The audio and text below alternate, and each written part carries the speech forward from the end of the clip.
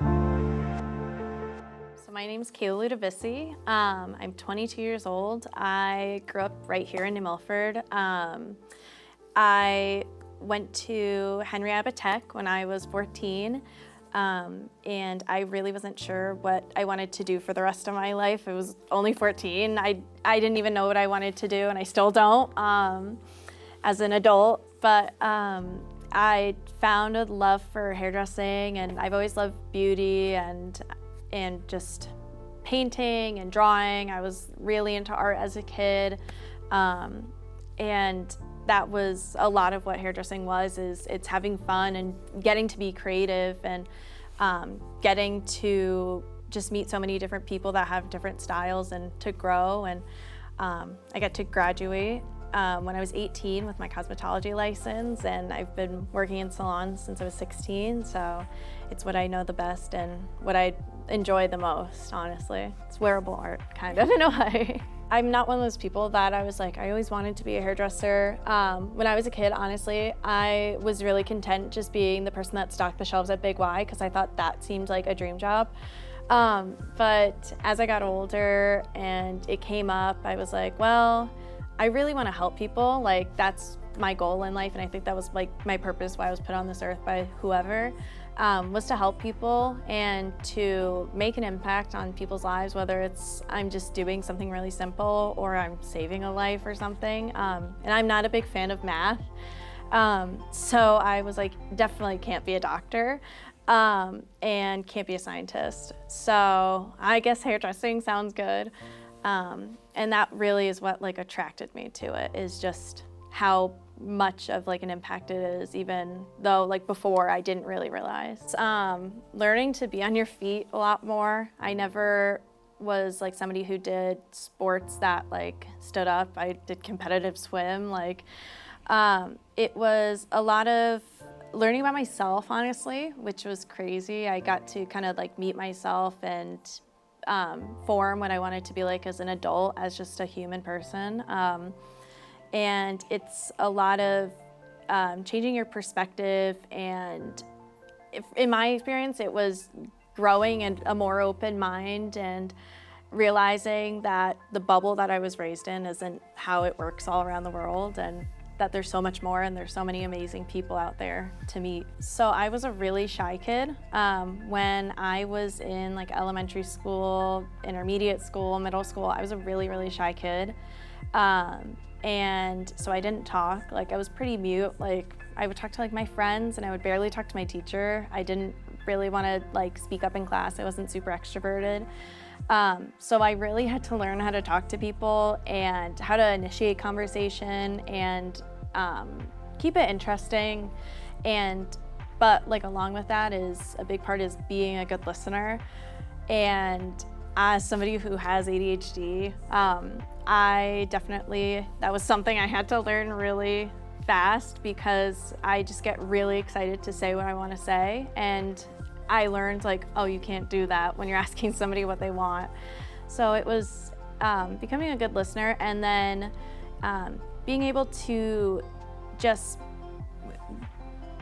kind of create this safe space for somebody, whether that's just your overall energy and like vibe. When somebody sits in your chair, that's your space, is that chair, and being able to make them feel safe, whether it's they have a lot going on at home or they're having troubles with their sexuality or their gender, like not making them feel this sense of shame that society can a lot of the time make us feel, or what, you know, the media makes us feel, and just being able to be a blank slate and an open mind to them and welcome them with open arms, really.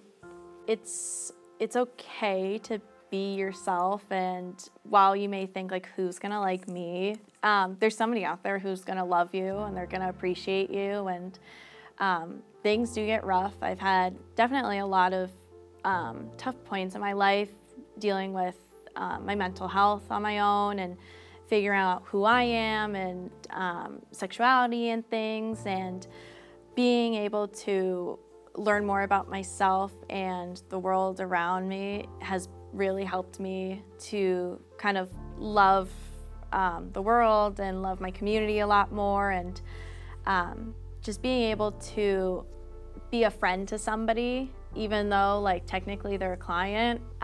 That's what it is at the end of the day. It's just becoming friends with somebody, and you want to feel comfortable with your hairdresser. You want that to kind of be your friend. You want to look forward to it. So just it's a really great career when you're surrounded by people who light your flame of just how much you love your job. And that's kind of it. And if you're in a situation that doesn't make you happy and it doesn't make you, and it's affecting your health, you need to get out of it, no matter how much money you're making, no matter if you're gonna miss, seeing that one coworker that is like your best friend. If it's meant to be, everything will figure it out. So it's okay to leave a bad situation. You're not a quitter. You're saving yourself and protecting your own peace, obviously. I wish I learned that sooner, but we got to learn it someday. Definitely to know that it's okay to be scared. Like in general in life, it's okay to be scared, and it's okay to not know what you're doing. I'm 22 and I don't know what I'm doing at all. I joke all the time that I'm an adult because I think there's so much pressure on, well, you're this age, you need to be an adult, you need to do all these things, when everybody's life looks different.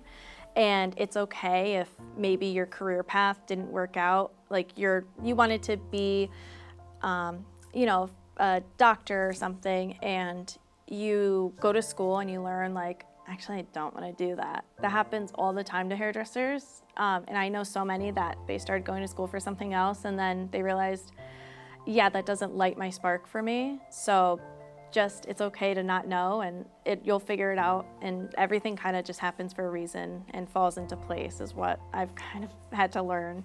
It sounds kind of corny, but like the end is really the best. Like seeing that like post haircut or like post like hair color, like smile, like it makes you just feel so happy, and like I did that. Like I made that, and I'm able to make this person's day better. And I've had clients sit in my chairs and they just are recently widowed, or they went through a divorce or a breakup, or they're really confused what they want to do with their life. And I'm like, okay, well, we'll just shut that out right now, and we're gonna focus on how gorgeous you are and how beautiful you are and handsome or whatever. And let me take care of you and just relax. Like, this is okay. Relax your shoulders. Like, it's time to calm down. This is my time to take care of you. So being able to take care of somebody, and as somebody who is like a caregiver to a parent also, it's nice to be able to do that to more people than just a parent. Like it's really nice to like show love to other people through an art that can be enjoyed by many. I definitely had a rough time in like middle school. Middle school was really rough. I was like, how's it gonna get better from here? But honestly, if I could tell that, 14-year-old, if I could tell her like, honey, it's gonna get better, do not worry, it gets so much better. And the older you get and you're able to have more independence, and like you are able to grow more of yourself than having to follow the rules or having to follow like the status quo and everything, you just are you like living so much more. Like, I don't know how else to say it, but like the days get easier and you don't have those dark feelings or dark thoughts or anything. It makes you excited that you woke up, and that, wow, there's these people that are around me and they love me and they care about me, and clearly I'm doing something right because they're backing me, So it definitely, that was one of the hardest points in my life was middle school. It was really, really rough. I didn't know what I wanted to do. I was kind of having issues with my mental health. And I felt really out of place. I didn't know what I wanted to do. And I came from a pretty small family that my parents didn't go to college. My mom was a teen mom. My dad he barely showed up to school because he didn't feel catered to by his teachers. And so I was like, well, I guess I'm gonna be just like them. And they set me up where I was able to excel past that and be a first-generation college student and be the first woman in my family to graduate Abitech when it was historically a male-dominated school, and to just be able to break barriers and know that there's so many more I need to break to make myself feel happy and to make them proud too. So.